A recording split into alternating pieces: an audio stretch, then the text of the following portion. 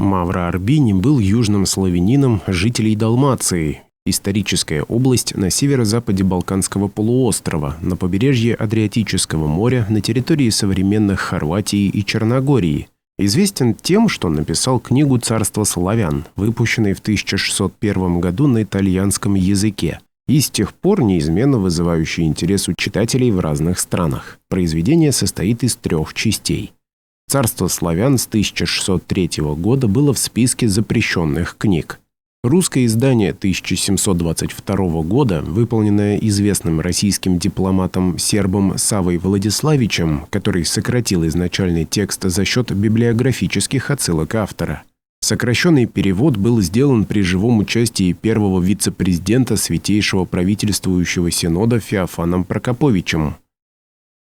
Народ же славянский, во древних временах бывший окружен людьми-учеными, и изначально старался непрестанно воевать и чинить дела, достойные вечной славе оружием, а не пекся немало о том, чтоб кто описывал поступки их, и немногие историографы воспомянули о славянах, но и то напоминовение учинили больше по причине ратей, чиненных от славянского народа с прочими народы, нежели выхваляли сей народ какою светлостью себе неприятелей, который народ озлоблял оружием своим мало не все народы во вселенной, разорил Персиду, владел Азией и Африкою, бился с египтяны и с великим Александром, покорил себе Грецию, Македонию и Лирическую землю, завладел Моравией, Шленскую землею, Чешскую, Польскую и береги моря Балтийского, прошел во Италию, где многое время воевал против римлян. Иногда побежден бывал, иногда, бьючийся в сражении, великим смертопобитием римлянам отмщвал, иногда же, бьючийся в сражении, равен был. Наконец, покорив под себя державство римское, завладел многие их провинции, разорил Рим, учиня данниками цесарей римских, чего во всем свете иной народ не чинивал.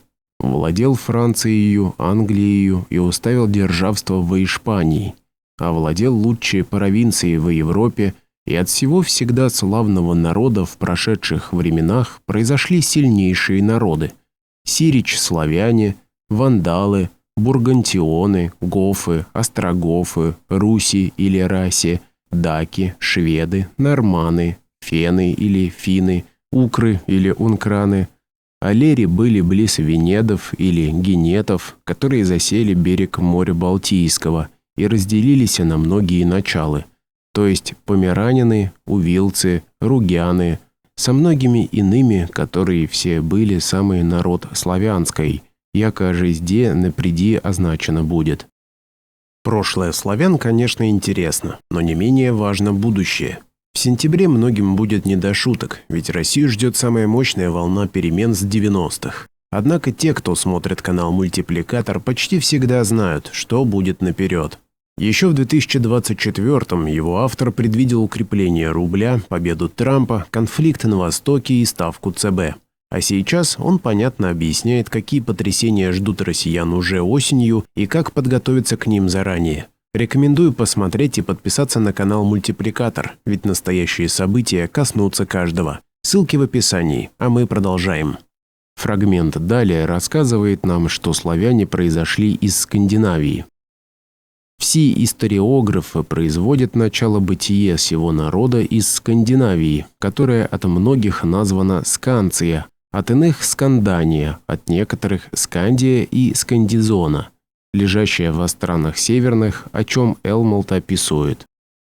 Пределы скандинавские, которые ныне содержат в себе 3 королевства, а именно Норвегию, Швецию и Готфию, с частью королевства датского, и иные многие провинции, якоже суть Ботния, Финмаркия, Лапония и Финляндия, которую в прошедших временах жительствовал народ славянский и имела их язык.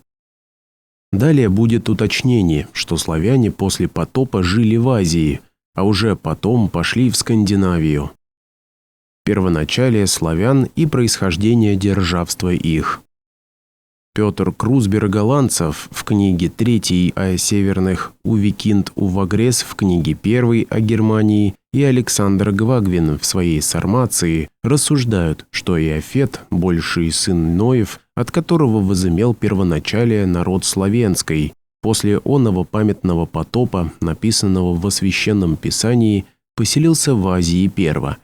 Потом его потомки пошли в Европу, на север, и поставили своя обиталища в Скандинавии, и где же возросли в бесконечное число. Имели 200 отечеств и населились в оных местах, которые суть от горы Тавра Киликийского к северу при океане Северном половина Азии и по всей Европе, даже до океана Британского. Известие сего людонаселения изъято, то есть происходит и от протолкования самого имени Иофетова, которое значит расширение, и от счастливого благословения Ноя, отца его, который, провидев 3 состояния будущей жизни человеческие и назначив всякому свои уряд 3 своим сынам, чтобы каждый из них согласовался своему определенному званию.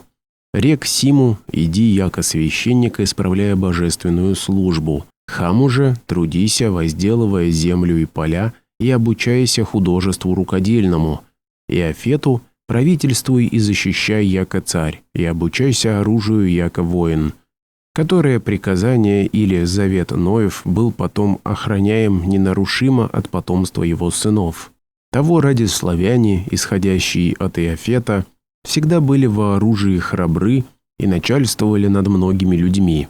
Но понеже нисходящие от Иофета возросли и умножились в число такое, что Великая Скандинавия не могла их вмещать, а Тидоша от оные, и, оставя жилище отеческое многочисленное, покорили себе всю Сармацию европскую, которая по Птоломею на востоке оканчивается морем Меотисом и Доном, от запада определяется Вислую рекою, от севера – океаном Сарматским, от полуденной стороны – горами Карпатами.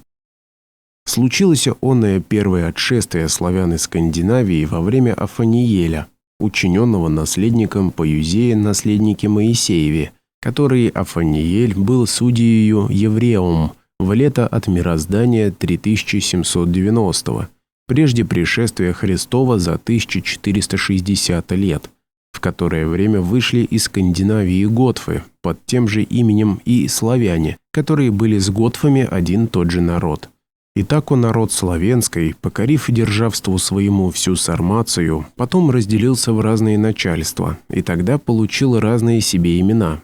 Сирич, Венеды, славяне, анты, верлы или ярулы, аланы или массагеты, гиры, скиры, сирбы, именклены, даки, шведы, фены или финны, прусы, вандалы, бургундионы, готфы, остроготфы, визиготфы, геты, гипиды, маркоманы, квады, авары, пивкины, баштарны, роксоляны или руси, ляхи, боеми или чехи, шленцы и булгары, которые все были един той же род славянской, который еще и ныне более всех есть иных народов, понеже народа и языка славянского, не токмо суть оные, которые живут в Иллирии, в Истрии и Карпате, но еще многие иные превеликие и сильнейшие народы. Булгары, рашцы, рощиане, сербы, башнаки, хорваты, петы горски, русы, подоляне, поляки, московитяне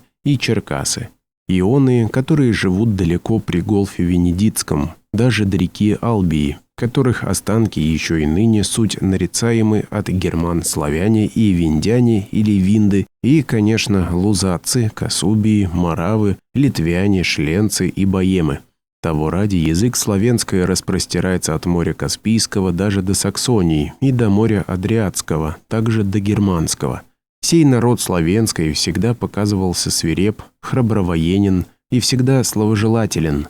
Древний обычай у славян был, еже не жить и никогда в едином месте, но по пристойности попасов или яко неприятелей от бегаша, или казалось им тесно, применяли жительство и приносили свои стяжания, живущие всегда под шатрами, воевательны, вольны и неукротимы. Во время Августа Цесаря жили смешаны между фракиан, а потом овладели оружием мало не всю Европу и великую часть Азии и Африки. Аще со прилежанием рассмотрен будет сей народ славянский, то не обрящется в прошедших временах другой храбрейш, понеже сей со удобностью претерпевал стужу и жар, и вся прочие неспособности воинские. Всегда бесстрашен предстоял, воеже полагать жизнь свою в тысяч бедств, никогда не был во всем покорен державству римскому. Наипаче, когда славяне во времена Максимилиана Цесаря, перешед Истр реку или Дунай, вошли в Иллирию, в Панонию и в Миссию, опустошили все, наступали на полки римские храбро и прогоняли так, что державство римское всегда принуждено было удерживать себя от воинства сармат, рассуждая себе за превеликий учинок, когда тем склоняясь, их свирепство отвращали от себя. Теперь давайте узнаем о вероисповедании славян в те годы. Признавали между богов единого токма точию Перуна, то есть строителя громостреляния, Господа единого вселенные, которому по вине были на жертву приносили быков и прочее животное. Примечание. Как рассказывал Левашов, жертвоприношение в язычестве – это диверсия времен князя Владимира, когда специально позвали западных послов и в их присутствии начали совершать кровавые жертвоприношения с целью дискредитировать язычество. Расчет был очень простой, что иностранные послы запишут, что видели в дневниках, в книгах и расскажут о жертвоприношениях на Руси в своих странах. Между иных богов поклонялись идолу, названному яко бог, то есть бог крепкий, под которого ногами стояла едина глава человеческая, а другая львова, в правой руке держащ копейце, а в левой круглый шар сребряный. Сей был отлучен от прочих идолов славянских. Из этого фрагмента мы узнали, что славяне поклонялись некой скульптуре в виде человека, держащего в правой руке копье, а в левый шар. От себя хочу добавить, что официоз настаивает на поклонении деревяшкам, а оказывается, славяне делали статуи. Обычно статуи делают из камня, и это довольно сложный и трудоемкий процесс. Хотя скептики, конечно, могут сказать, что статую сделали в Греции или Риме, отправили по почте в тогдашнюю Русь, Скифию или Сармацию. Теперь давайте узнаем про флот славян задолго до Петра I. Война между славян наренских и венециан начиналась во время Иоанна Партиципация, князя Венецкого в лето 829. Князь же Венецкий послал своего сына и способника Иоанна сильным флотом, который на другой год в корабельном бою славяне одолели и разбили с погублением многих кораблей венецких. Корабли славян, по мнению официоза, наверное, представляли собой особый боевой лапоть, другого же славяне не могли делать. Интересна еще и дата 829 лето. Интересно, это дата до Рождества Христова или после? По логике этой книги на предыдущей странице стоят даты 548-591. Наиболее вероятно, это даты от Рождества Христова, то есть война с флотом венедов была в IX веке согласно современной хронологии. Фрагмент далее не менее интересен. В лето 996 Петр Арсину князь, учинив любовь государями египетскими Сории, дабы отмстить и обиды древние нарентанские, отказал им платеж обыкновенные дани, о чем прогневавшиеся они докучали всем местам морским, разоряющие от основания границы заратинские, которые едины токмо были между Далмат, тогда подданный венецианам, славяне нерентанские, учинившиеся христианами при Святополке, от латин названного Сферопил их царь, который обратился в веру Христову от Мефодия философа, потом нареченного Кирилла, учинились великую помощь Италии, наполненной сарацинами. Во время царя Василия Македонянина, егда соединившиеся с Рагузеной и с прочими славяны ближними с великим флотом прошли в Абруцу, тогда называемую земля Фиецкая, где показали искусство своей древней славы, изгоняя вон их сарацин из Италии с великим побитием и со славою вечную народу славянскому. Про крещение Руси нам рассказывают, а про то, что Святополк с великим флотом пошел изгонять сарацин из Италии, нам такого в школе не рассказывали. Фрагмент далее позволит понять датировку. В одном абзаце Мавро Арбини написал дату от сотворения мира и, скорее всего, дату от Рождества Христова. В лето 593 и окрест Агилулф, король лангобардов, осадив город Падву и, не могший одолеть его, призвал в помощь славян-карантинов и, через посредство сих, всеконечно взял его. Потом, пошедшие с предреченными славяны на завоевание Рима, с начала единого года осадив, учинился владетелем. По десятилетий той же король Агилулф объявил войну римлянам за пленение своей дочери и, вышедший с воинском из Миляна, просил помощи у Хагана, государя Аварского, который ему послал войско славян, с которыми взял осадою город Кремону в 21 день лета 6031 и рассыпал его от основания. При возвращении от того доходу в домы славяне, ездя, разоряли место Гилдиберта, короля французского и германского, который послал на них персильское войско, правительствуемое от Тессалона принципа Баневского, с порубежного от востока со славяны. Лето 6031 – это 1502 года назад, или 523 год нашей эры. Лето 593 расходится с датировкой от сотворения мира на 70 лет. Думаю, для 1500 лет расхождение не так велико. Многие из вас слышали такой термин, как нормандская теория. Давайте узнаем и о норманах. О норманях-славянях. Сии разбойники морские, наречение от француз норманы, сирич люди северные, выходцы из Скандинавии последние, наезжающие и разоряющие места приморской Франции и, вшедшие устьями рек больших на сухой путь, одолели фригионов или фризионов, пожгли Амбург, осадили нововведенный город-колонию Ренскую и во Франции заняли Неустрию. От них ныне наречена Нормандия. Потом в лето 887 Рождества спасительного нам Ролон, король их, который потом наречен Роберт, перешел с войском новых норман в Англию. То, что амазонки жили на юге Руси Скифии, я уже не раз говорил. Об этом же пишет Мавра Арбинь. Ко светлости славы рода славянского прилагается храбрость жен всего народа, а вяща амазон, которые были жены сарматов-славян, жилище их быша при реке Волга, между Меланклены, Тсирбы, и же были славяне. Продолжение истории амазонок читайте в Телеграме. Там некоторые интимные подробности, которые нельзя выкладывать на Ютубе. Книга Мавра Арбини состоит из 335 страниц. В этом видео я выбрал самые интересные фрагменты в начале книги. Если вам нравится изучение истории по старинным книгам, напишите в комментариях. Также напишите, по какой книге сделать следующее видео, по учебнику из предыдущего видео или продолжить изучать Мавра Арбини. А на этом все. Пишите, что думаете об этом. До новых встреч. Пока.